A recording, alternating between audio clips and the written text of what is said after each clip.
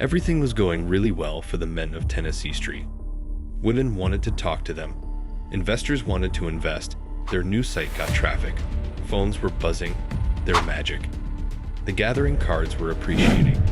This all was exactly the problem. They tried to tamp the pleasure. They would not eat for days. They would eschew screens. It was not enough. Life was still so good and pleasurable. And so they came to the root of it. Dopamine,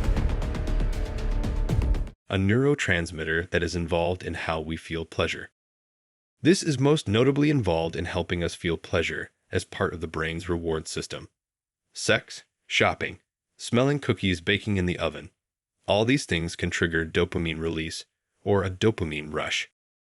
That's why, once we try one of those sweet tasty chocolate or cookies, we might come back for another one, or two, or three. You glance at Instagram, or your Twitter feed, or your LinkedIn feed, or Facebook, or your newspaper app. You look at the first entry and then the next, and then swipe with your finger or thumb to see what comes next, and then next, and before you know it, 30 minutes has gone by. You just became part of a dopamine-seeking reward loop.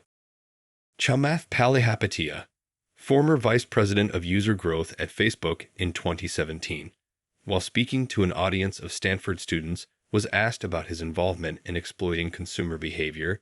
In his words, he said, "The short-term dopamine-driven feedback loops that we have created are destroying how society works. No civil discourse, no cooperation, misinformation, mistruth." Dopamine is a key player in the brain system concerned with reward-driven learning. Having many functions in the brain, including roles in behavior and cognition, voluntary movement, motivation, punishment and reward, sleep, dreaming, mood, and attention, just to name a few. Dopamine is usually released by rewarding experiences such as food, sex, drugs, and neutral stimuli, which become associated with these things. Recent observations indicate that the brain is more active when people are anticipating a reward rather than receiving one. This is because we are wired to seek and to really enjoy the thrill of the hunt. The darker side of dopamine seems to be the same feeling of reward people feel when they take drugs, pleasure themselves, scroll through social media, which can lead to addiction. The battle for your time. According to a new study by Harvard University, self-disclosure on social networking sites lights up the same part of the brain that also ignites when taking an addictive substance. The reward area in the brain and its chemical messenger pathways affect decisions and sensations. And with endless content in every scroll, we activate the dopamine areas of the brain, which therefore increase the dopamine levels and then want more and more. This is observable. When an individual gets a notification, such as a like or mention, the brain receives a rush of dopamine and sends it along reward pathways, causing the individual to feel pleasure, and then we turn to the endless amount of immediate rewards in the form of attention from others for relatively minimal effort. Reporting back to you from a visit to my Facebook timeline in the last minute, here is what I can report. In just a 15-second scan down the page, I saw a Brooks Brothers ad for 40% off, someone inviting me to Instagram, someone posting, even in the seemingly chaotic manifestations of external appearances, I know everything is perfect. A post about a school shooting, photos of someone juicing, Audible advertisement, a PETA post, 8 movies that turn to shit after 20 minutes. Chewbacca actor battles TSA over lightsaber cane. A gal posts, tonight was like PMS full moon crazy night. Geez ladies, calm the hormones. NSA whistleblower comes forward. Edward Snowden exposes global spy grid run by government spooks. A post with one of my friends lamenting about their breakfast, photo included. What does this all mean? Facebook jolts per minute or FP/JPMs, or even FP/JPS, and they diminish one's attention span significantly. The term jolts per minute is usually used to describe how many times the action changes, by sight or sound, on a given television program. Television programming is designed to cater to the shortest attention spans and entrain short attention spans. Part of the process of creating a television program is to ensure a certain number of JPMs to forcefully hold the viewer's attention. But we have gone beyond jolts per minute to jolts per second, JPS.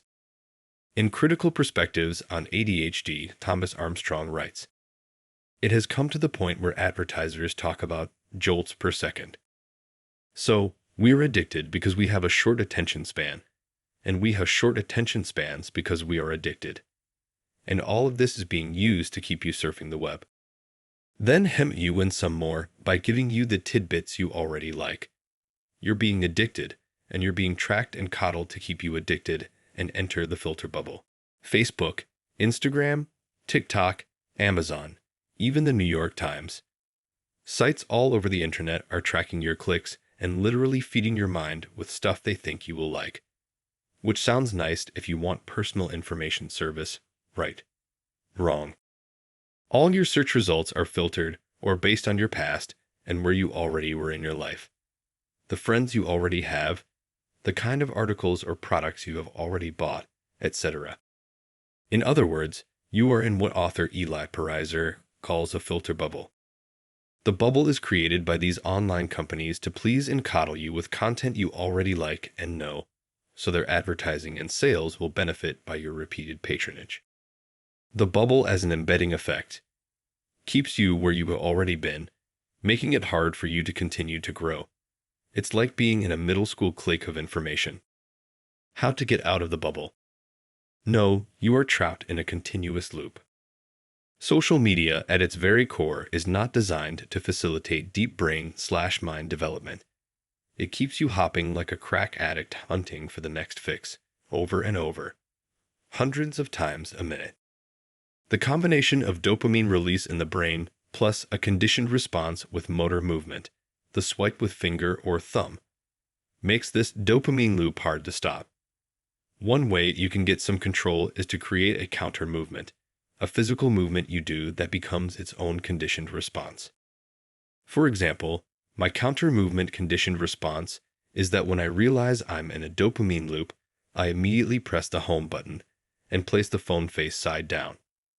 And to make it easier to take charge of your life and get out of this loop is what we call dopamine detox. Dopamine detox, the RESET. Now we have understood that the only way to really enjoy something is when the brain sees some dopamine coming out of the activity. One way of going about is to go for a dopamine detox, devoid yourself of any activity which brings pleasure for the time being. Dopamine detox is a concept which a lot of people follow. Consider it to be a detox, but for your brain. The simple rule to follow is to avoid engaging in any activity which you enjoy doing or which stimulates the brain. It could be browsing your phone, avoiding screen time, listening to music, or engaging in any hobby. The idea is to devoid the brain of any good happy activity that in the end, even a boring activity ends up being fun. That way, the brain starts to love it. Dr. Cameron Seppa is the creator of the dopamine fast or detox. He commonly uses the technique in clinical practice on tech workers and venture capitalists. Dr. Seppa's goal is to rid his clients of their dependence on certain stimuli, such as phone alerts, texts, and social media notifications.